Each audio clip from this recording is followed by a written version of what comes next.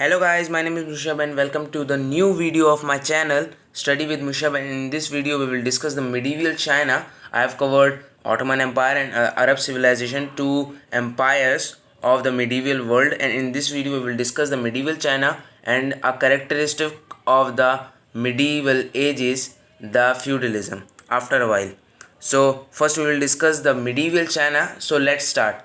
I want to say that please make notes of it. You will be able to revise all the things. So let's start from पहली line देखिए. From the 7th century China was ruled by Tang dynasty. अब medieval China जो है वो India के perspective से बिल्कुल भी इम्पोर्टेंट नहीं है, लेकिन तब भी इसमें क्वेश्चंस आ जाते हैं जैसे टैंग कौन सी डायनेस्टी ने कब तक रूल करा, इस चीज़ पर क्वेश्चन आ जाते हैं, कितने साल तक रूल करा. तो इन चीज़ों पर आते हैं. जो जो मेन कैरेक्टरिस्टिक्स थी वो मैंने लिख ली हैं, उनको आप उनके आप नोट्स बना लीजिए, वो आपको बहुत ज़्यादा हेल्प करेंगे.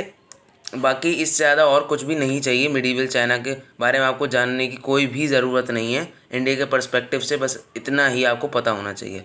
So let's start.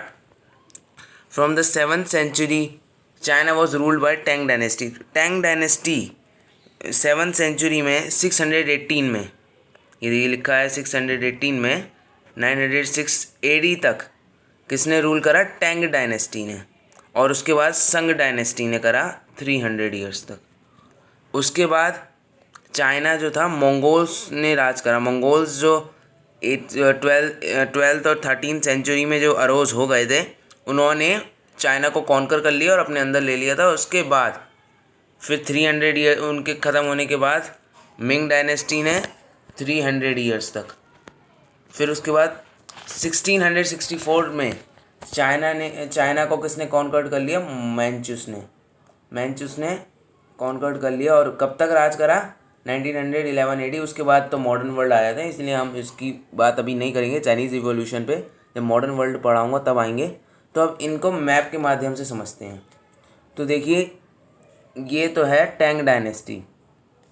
तो ये टैंग डायनेस्टी जो है ये यहाँ पर स्प्रेड, ये देखिए, ये पूरा जो चाइना है ये पूरा आज का चाइना है. और ये चाइना के कितने पार्ट्स में फैला था? यहाँ से लेके यहाँ तक. और ये थोड़े से चाइना के नीचे से जो पार्ट्स हैं, ये बर्मा और ये जितने भी थाईलैंड, इंडोनेशिया, इन पार्ट्स में थोड़ा सा एक्सपेंड हुआ है. बाकी मेनली चाइना के पार्ट्स में एक्सपेंड है. उसके बाद देखते हैं, इसके बाद कौन सी डायनेस्टी आई? संग, जिसको सोंग डायनेस्टी भी कहा जाता है, संग भी. तो देखिए और भी चीज़ें थी. तिब्बतन्स यहाँ रहते थे, दली, ये ट्राइब्स होते थे जो आसपास के एरियाज़ में रहते थे. वरना जो मेन एम्पायर होता था वो एक एम्पायर, हमें चाइना का जो सबसे बड़ा एम्पायर है उसके बारे में पढ़ना होता है, तो वो था सोंग डायनेस्टी. इसमें भी और यहाँ पर ट्राइब्स थे, इस जगह पर ट्राइब्स थे, इस छोटे छोटे किंगडम्स थे. लेकिन हमें एक मेन चीज़ के बारे में पढ़ना होता है, इसीलिए ये जो सोंग डायनेस्टी थी इसके बारे में, और जो मंगोल्स हैं इनके बारे में हमें पढ़ना है. इन लियाओ, वेस्टर्न जिया के बारे में नहीं पढ़ना है, क्योंकि ये इतने ज़्यादा इंपॉर्टेंट नहीं है और इतने ज़्यादा इनकी सिग्निफिकेंस भी नहीं है. इनका मेन कल्चर था, सेम ही कल्चर था काफ़ी हद तक, तो इतना पढ़ने की ज़रूरत नहीं पड़ती. एक मेन डायनेस्टी को पढ़ना होता है हमें. तो अब देखते हैं, सोंग डायनेस्टी भी जो थी वो इतने पार्ट्स में ही फैली थी. ये नीचे के थोड़े से पार्ट्स ले रखे हैं, इसमें भी यहाँ थोड़े से पार्ट्स ले रखे हैं इंडोनेशिया के यहाँ. तो ये भी उतना ही फैला था ये, लेकिन ये ज़्यादा एक्सपेंड था, ये कम एक्सपेंड है. ये जो था ये ज़्यादा एक्सपेंड था. ठीक है. इसके बाद है मंगोल्स. जब आए तो मंगोल्स ने अपना एक्सपांशन करा. तो अपने एक्सपांशन में उन्होंने कहाँ तक रूल करा, क्या क्या करा? तो ये देखिए, मंगोल्स ने इंडिया पे, तो इंडिया के जो नॉर्दर्न जम्मू कश्मीर का पार्ट है उस पर तो उसको तो कॉन्कर कर ही लिया. यहाँ से लेकर यहाँ तक चाइना तो देखिए पूरा अंडर आ गए इनके. पूरा ही चाइना उनके अंडर था. ऊपर के भी पार्ट थे, जापान नहीं था. और बाकी तुर्कमेनिस्तान, मंगोलिया और जितने भी मिडल ईस्ट की कंट्रीज़ हैं वो आ गई इसमें. और ये देखिए पाकिस्तान, अफ़गानिस्तान, और ये देखिए यूरोप के भी कुछ पार्ट्स आते हैं, यूक्रेन के, बेलारूस के. तो इतने ज़्यादा पार्ट्स जो थे इन्होंने कॉन्कर करके रख रखे थे इन्होंने, मंगोल्स ने. तो ये चाइना इनके अंडर था. उसके बाद इनके ख़त्म होने के बाद फिर आई मिंग डायनेस्टी. मिंग डायनेस्टी ने कब से कब तक रूल करा? 1368 से लेके 1644। ये करंट बाउंड्रीज और ये इनका एक्सपांडेड बाउंड्रीज। तो ये देखिए चाइना के तो पार्ट में फैला ही है, बाकी ऊपर के थोड़े पार्ट्स में चला गया है। ये रशिया के पार्ट्स को थोड़ा कॉन्कर कर रखा है यहाँ पर, और बाकी उतने पार्ट्स में एक्सपांड हुआ है। और मिंग डायनेस्टी देखिए टैंग डायनेस्टी से और सोंग डायनेस्टी से ज़्यादा एक्सपांड हुआ है। मिंग डायनेस्टी जो थी वो ज़्यादा एक्सपेंड हुई थी। तो ये चीज़ हमने देख ली। इसके बाद है किंग एम्पायर। किंग एम्पायर जो था, किंग कहते हैं इसको, किंग एम्पायर जो था। अब ये जो एम्पायर था ये था मैंचुस, जो मैंचुस आया था उसने जो कॉन्कर कर लिया था उसका जो एम्पायर था। तो ये देखिए उसने चाइना की तो बाउंड्रीज सिर्फ यहाँ तक हैं, लेकिन उसने रशियन एम्पायर की कुछ जगह ले ली थी। मंगोलिया, यहाँ तिब्बत ले लिया था। ये जियंग जो भी जगह है ये ले ली थी। जी इतनी जगह जो थी, बहुत ज़्यादा बड़ा एम्पायर था। तो इन जगहों को इसने मैंचुस ने कॉन्कर कर लिया था। जब चाइना को कॉन्कर करा 1644 में, फिर एक्सपांशन करा, उसके बाद इतने एरिया पर अपना डोमिनेंस कर लिया। तो आप देखते हैं कॉन्ट्रीब्यूशंस देखते हैं।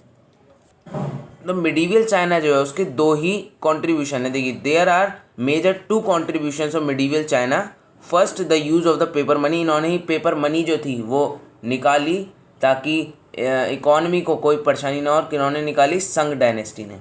संग जो सेकेंड आई मिडीवियल चाइना में। उसके बाद सेकेंड इन्वेंशन जो था वो था गन पाउडर का 10th सेंचुरी में।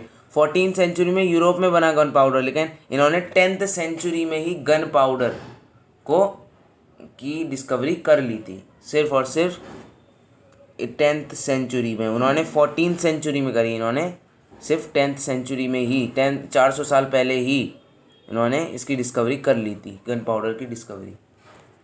अब आगे देखते हैं। अब है फ्यूडलिज्म। अब ये बहुत बड़ी कैरेक्टरिस्टिक है मिडीवियल वर्ल्ड की, क्योंकि ये सबसे पहले वेस्टर्न यूरोप में आया। वेस्टर्न यूरोप के बाद दुनिया के और पार्ट्स में भी फैला, इंडिया में भी थोड़ा बहुत फैला, लेकिन मॉडर्न वर्ल्ड्स में आते आते ये ख़त्म हो गया। वो भी बताऊंगा जब मॉडर्न वर्ल्ड में आऊँगा, तब बताऊंगा कि फ्यूडलिज्म कैसे ख़त्म हुआ। तो अब देखते हैं 9th century AD।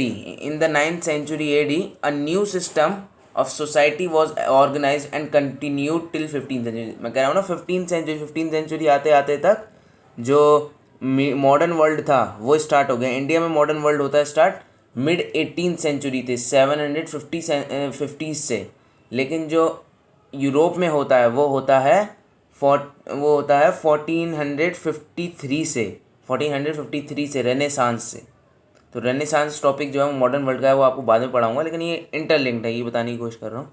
The system was organize because the king wanted to hold the whole territory. अच्छा, अब जो किंग जो था वो पूरी टेरिटरी को होल्ड करके रखना चाहता था। वो नहीं चाहता था कि वो एक्सपांशन भी करना चाहता था, लेकिन वो चाहता था जितनी टेरिटरी है वो खो ना दूँ गलती से भी, कुछ कोई अरोज ना हो जाए उनकी ही कंट्री में से, इंटरनल थ्रेट कोई ना हो। एक्सटर्नल तो देख लिए जाएंगे लेकिन इंटरनल थ्रेट ना हो।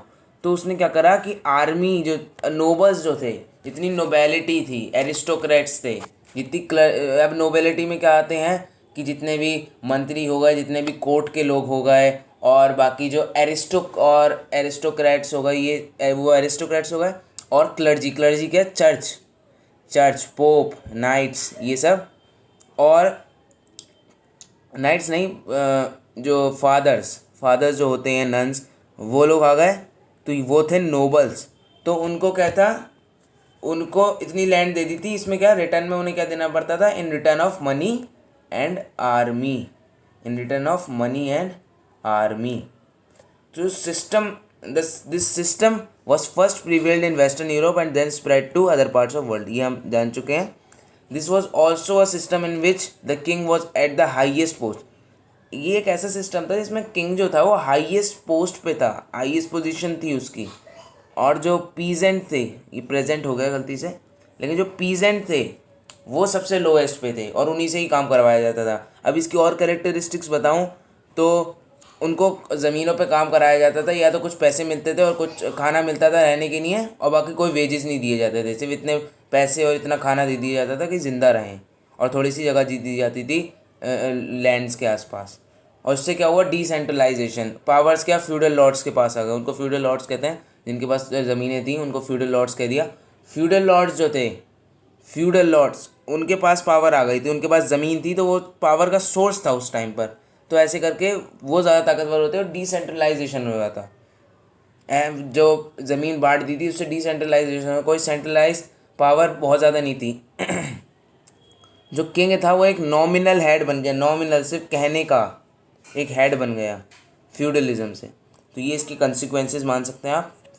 बाकी अगर हम इसकी हायरार्की को देखें तो यूरोपियन फ्यूडलिज्म में ऐसी हायरार्की थी, ऐसी हायरार्की थी। देखिए किंग जो था वो सबसे ऊपर था, किंग, लेकिन वो नॉमिनल हेड था, लेकिन उसको तभी बचा के रखते थे क्योंकि उसने ही ज़मीनें दी थी सब। उससे जो जितने भी नोबल्स थे और नाइट्स थे वो उससे लॉयल थे, उसके लॉयल थे, बात मानते थे। और जो उसके बाद आता है नोबल्स, नोबल्स थे सेकंड, हायरार्की, ये हायरार्की है पूरी।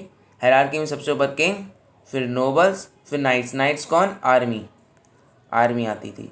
नोबल्स सेकंड पर, सबसे नीचे पीजेंट्स, पीजेंट्स खेती करने वाले, फार्मर, जो आर्टिसंस और इंडस्ट्री में काम करने वाले, ये सब के सब आते थे पीजेंट्स की।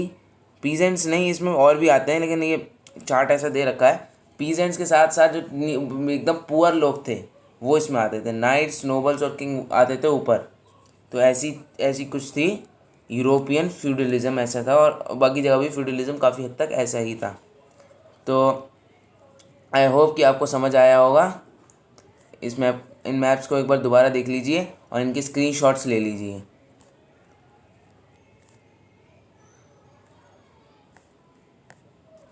सो आई होप आपको समझ आया होगा। अगली वीडियो में मैं बाइजेंटीन एम्पायर को एक्सप्लेन करूँगा और क्रूसेड्स पर वीडियो लाऊंगा। सो बने रहिए चैनल पर। Thank you very much, have a nice day. Mummy.